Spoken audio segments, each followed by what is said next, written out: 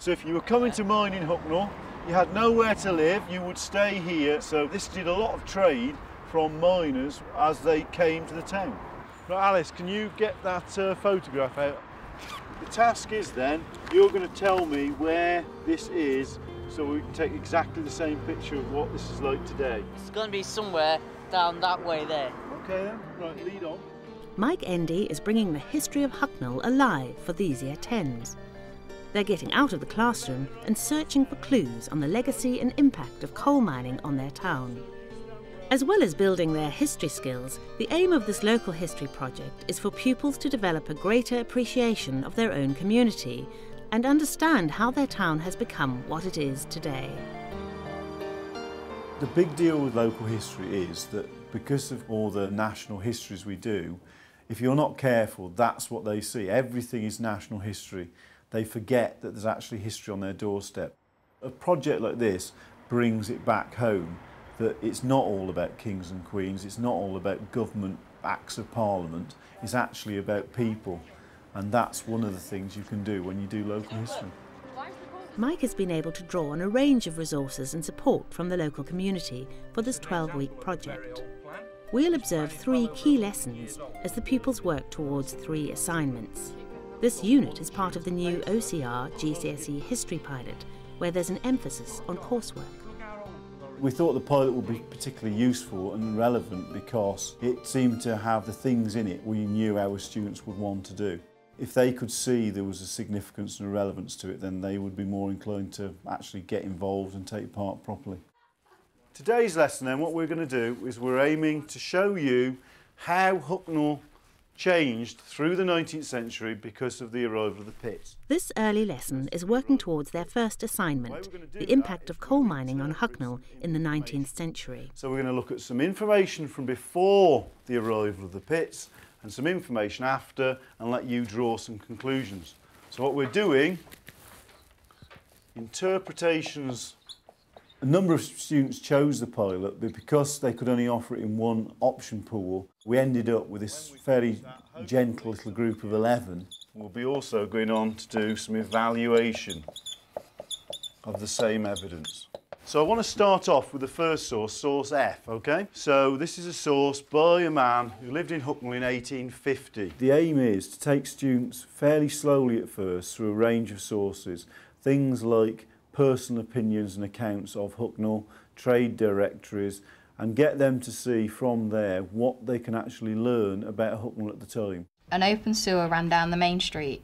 The other thoroughfares were called lanes. The roads were rutty and there were no side paths. Unemployed stocking makers were set to break stones at £1 a day. Food was dear, a sheep's head being a much prized dish, and stuffed pluck a relish, because the people were forced to be vegetarians most of the week. What do you think stuffed pluck was, Jordan? I don't know. Is it like a stuffed bird or something? A stuffed bird, yes, chicken. Can you turn over the sheet now? And you've got a trade directory. Now, a trade directory is like a Thomson Local today. It tells you every business and every person who wants to. The challenges are that they don't know a lot of the material. So trade directories, although you can relate them to Thomson Locals and things like that, the actual content is then so very different. The very fact it is on one sheet of paper does give you some idea that Hucknall was not a big place at this time. So they'll see a village with lime burners and needle makers. They will say, well, what's one of those and what's one of these? And bobbin makers. What does it mean? Try and work out what you can tell about Hucknall in the period before the mines. It shows that quite a lot of people did farming. And why do you know that from the sheet? Because there's a list of lots of people's names. For farmers, yeah. Good. The great thing about local history is there are lots of resources and you can tap into the local community, the library, local historians, heritage groups, and they will provide you with lots of information if you only ask. The number of poor receiving parochial relief weekly, 657. House row men out of employ receiving relief weekly. One of the best sources to use is the census data. First of all, it gives you occupations, which obviously when you're trying to pinpoint the value of mining is absolutely essential. We've now looked at 3 pieces of evidence before the coming of the pits, and you should be getting some general themes. Some in some sources, some supported by more than one source. Lindsay, why is that particularly good if the information appears in two different sources? Then you know it's more likely to be true. That's right. That's almost going into the idea of evaluation. So we've got this idea that if it's in more than one source, it's likely to be fairly trustworthy. So we're now going to look at some information from afterwards. OK, off you go then, Blake. Having driven out to Nottingham, I alighted on the marketplace of the little town of Hucknall Torkard on a pilgrimage to the grave of Byron. On that day it appeared at its worst, for the widest part of its main street was filled with stalls, benches, wagons thronged with rough, dirty and noisy persons intent on the barter and traffic, and not indisposed to the boisterous pranks and mirth, as they pushed and jostled each other along the crowded booths. Alex, what did this guy think about Hucknall? Probably the worst place he's been to, I guess. What is he actually telling us about the changes to Hucknall? We know that he's like not lying about it, so that he's trying to make it look like it's worse, but for us it's making it look good. Very good. So you've just done a piece of evaluation there. Look at some of the It fascinated me how many people actually did the job of mining, because there was only like one blacksmith, one shopkeeper, and just one of everything, and then there was like 307 miners, and it's just like, I would have thought people had done a lot more. So we have got this very clear picture now, hopefully in our heads, of how things are changing. I just want to very briefly... So the overall effect is that they are part of the way towards being able to do the first assignment of 3 on how important the mining industry was for Hucknall during the 19th century. Trade Directory for 1832, less than 1 sheet. For 1895, the same document stretching over several pages. Go left on the roundabout, first exit. 4 weeks later, Mike takes small groups of pupils to the Mansfield Heritage Centre, where they get a first-hand look at some primary sources for their next assignment, a PowerPoint presentation on coal mining in the 20th century. The Mansfield Heritage Centre, I basically saw an advert in the Evening Post and thought it might be useful for this new assignment. What we keep here are all the coal mine abandonment plans. These are plans which have to be kept by law, and the law was in 1872 that anybody who works coal in this country must deposit a plan or a series of plans depending on how extensive the mining is. It's almost like bringing out a roller carpet. And even though I didn't really know, well, this is going to fit exactly here because there was so much information, I just thought that different students would hit on different things. This is an example of a very old plan. This plan is well over 100 years old. 12th of May 1892. The person who worked the coal would have to pay a royalty for how much coal is taken out. Now that would probably be 1 old penny a tonne. Now, this is a much smaller scale. Do you think you could find the school on the map? There's the library. Yeah, So the centre's this is the here. centre. We're out this way, aren't we? Once you find where the school is, you should be able to then decide where you actually live yourself. I live here. Right. So where's Tesco's on the map? Tesco's They is got built on the site. some research skills. They also got a lot of information that was probably not available anywhere else, and it just filled in quite a lot of details about what actually a mine's like. And what's happened is the weight's come on so much, it's pushed the rings into the floor. You know, children like you would have worked underground.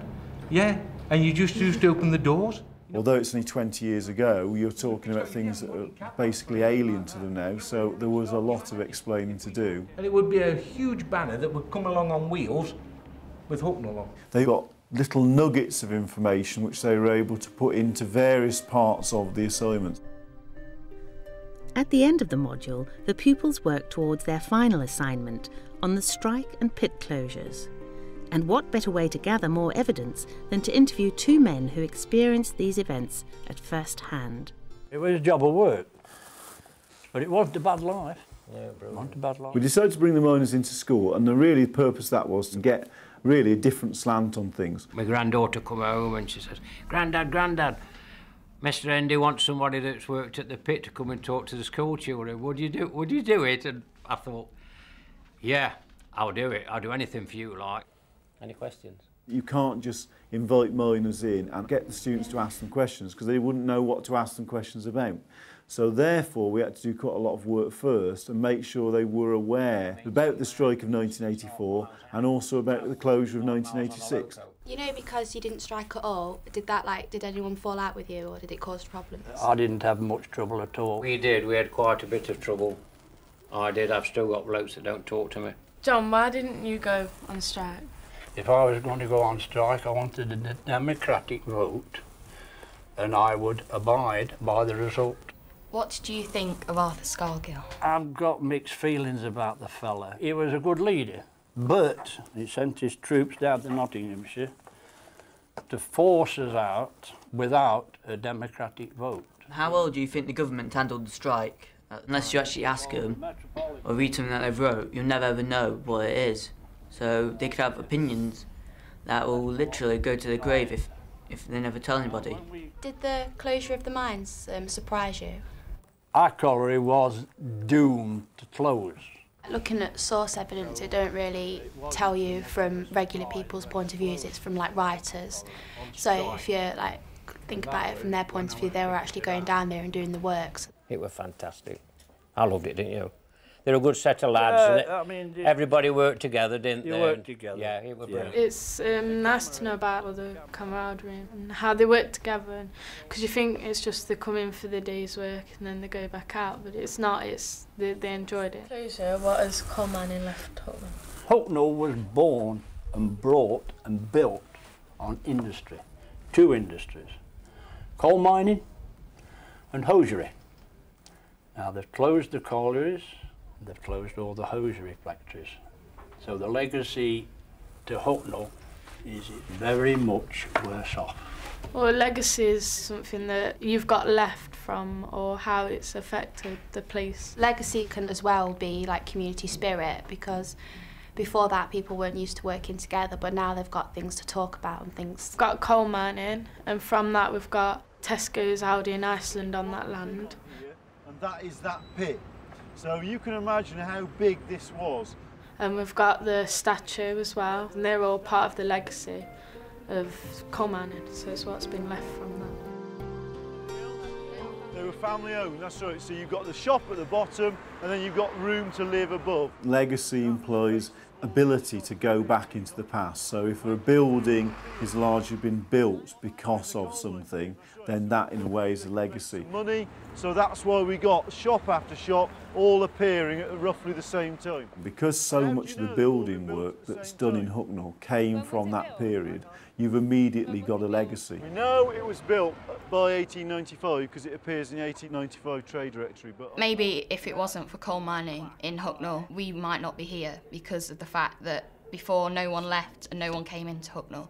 But then coal mining encouraged people to come in from outside, from Nottinghamshire and other places as well. Although they often found it quite difficult and challenging at times, they really seemed to enjoy it, doing about their town, and perhaps things that up till then they hadn't really thought about. And now I've learned about this, you can have a conversation with your mama or older generation of your family. The great thing was that the community itself got involved. The ex-miners were very happy to lend a hand, and so were lots of other people, and I think the community and the school have linked over this.